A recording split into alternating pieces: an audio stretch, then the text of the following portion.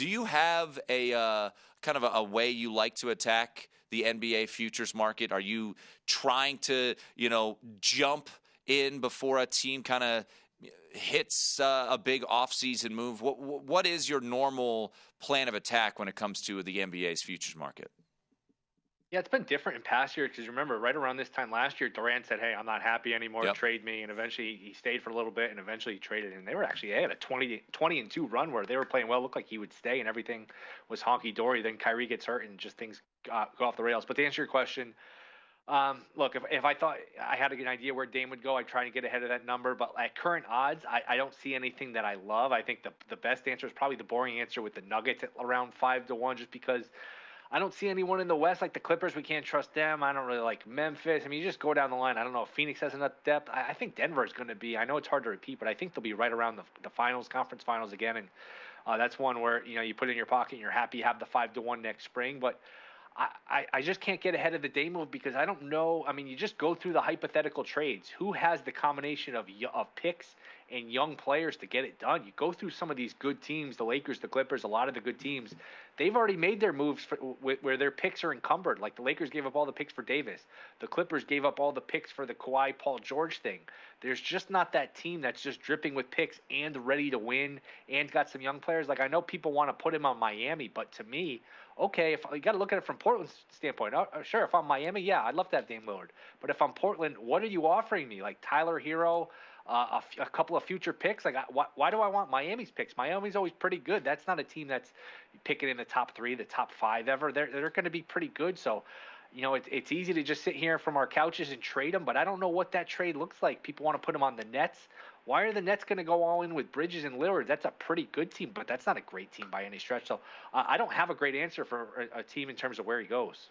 I hope Damian Lillard, and this is no knock on the Trailblazers. I think the Trailblazers as a franchise should trade Damian Lillard. I think that's best for them. I mean, I don't know about you, but I'm excited about Scoot Henderson. I'm no Ben Wilson. I didn't watch and call his games this year for the G League Ignite, but everything you hear about Scoot Henderson is, just, competitor, leader, and is really damn good. And, when you look at what he is, the Blazers are maybe a playoff team if everybody's healthy, but, if you want to rebuild on the fly with some young talent with Shaedon Sharpe and Simons and now with what they got here in the draft. And then I was watching the draft coverage on ESPN. Apparently the kid they got in the second round, this French kid, apparently he's really high on some people's boards. So I think what makes most sense for Portland is to ship him. But to your point, which is a good one, is what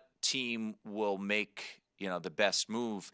And I always think about this. It's the obvious ones end up not landing a player, right? And that's where I think, like, while you look at Miami, I just pulled up BetMGM's odds at they're 16-1 to win the title. And I understand why people, and Vinny even alluded to it here at the South Point, where they're kind of hedging their bets a little bit and keeping the price low on the Miami Heat, because of just the expectation or the possibility of the Heat, grabbing Damian Lillard. I think if he's traded, which I ultimately think he will be, I think it's someone that we're not talking about right now. Whether it be, I don't. It's hard. It's really hard because initially I was like, what about the Pelicans? They've got a bunch of picks. They've got Zion. What's going on down there? But then you're just the same team you had before with the small guards. It's not easy. Exactly. It's really not easy. Exactly. I threw out Maxey because look, if I'm Portland, picks are great. I want picks. But I need somebody I can sink my teeth into.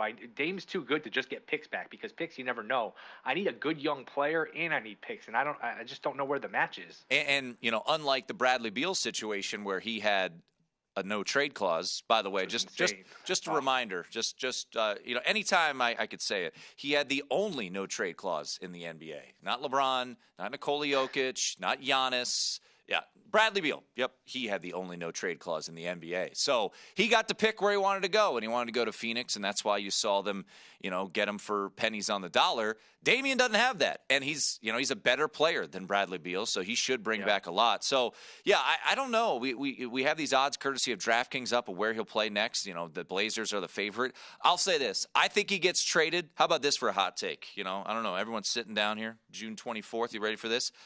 All right. He doesn't play for the Blazers, and I don't know where he goes. You ready? Yeah, huh? Yeah. That's a hot take for you. Go to VSiN.com/subscribe to become a VSiN Pro subscriber today.